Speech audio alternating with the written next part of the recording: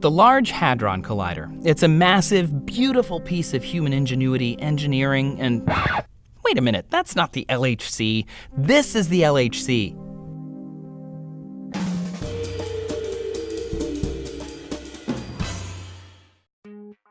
This is the Large Hadron Collider, or LHC for short.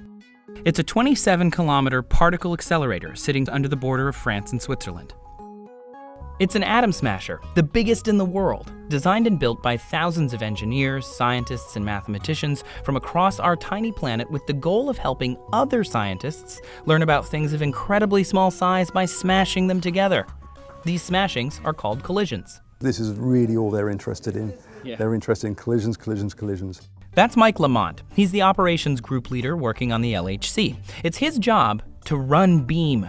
Beam being nerdy lingo for bunches of hydrogen protons that fill up the LHC. The LHC is a ring containing two beams going in opposite directions. But if we look closer, that beam is actually made up of bunches of protons. In fact, each bunch has about 100 billion protons each. And these bunches are about 30 centimeters long, typically about 1 millimeter dimensions as they're going around the ring. And so think about a long, thin, tapered piece of spaghetti. Incredibly powerful superconducting magnets keep the beams flying at nearly the speed of light with the aim of making these proton bunches hit. We pass these thin hairs through each other and we get about 30 collisions. So most of the protons just miss each other and they carry on around the ring. They come back one turn later and they can do it again. And the reason why they miss each other is because atoms are mostly empty space.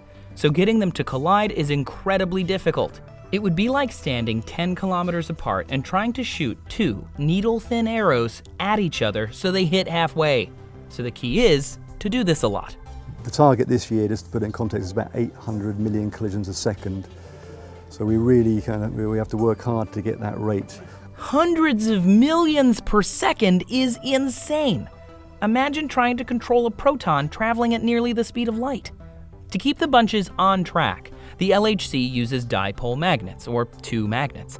But when they need to steer the protons, they use quadrupole magnets, or four, one on each compass point, applying 300 to 400 metric tons of force per meter. So we take our pieces of spaghetti and focus them down with very strong quadrupole magnets, which act like lenses, to get them down to the diameter of a human hair as we pass them through each other in the center of the experiments. And that is why the LHC is in the business of collisions. The LHC is sort of like your power company, but instead of providing electricity, they're generating collisions. More collisions, more better. They spend all their effort to try and get these bunches of hydrogen ions to hit inside of other scientists' experiments. Of course, having a collision is great, but if a proton collides in the woods and no one's there, does it make a boson? Who knows?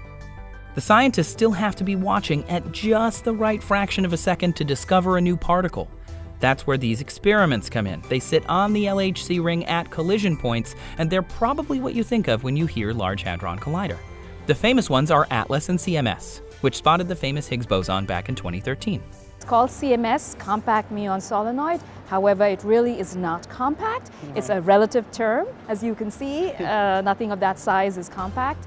Dr. Tulika Bose sits in the control room of the CMS waiting for an exciting collision to happen inside her 3-story science experiment, all thanks to the LHC. So they collide about 25 nanoseconds. So you have a bunch colliding with another bunch.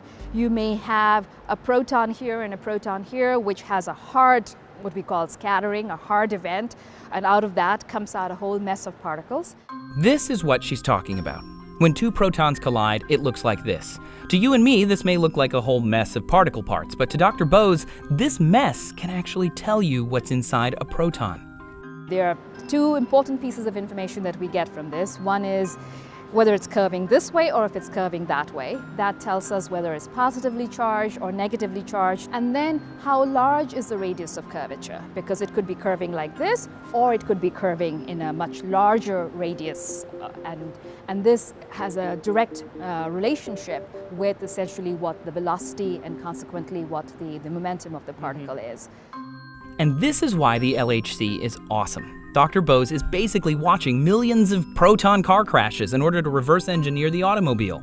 Smashing atoms together can reveal what they're made of, but instead of injectors, plastic, steel, and glass, physicists find neutrons, kaons, pions, muons, and neutrinos.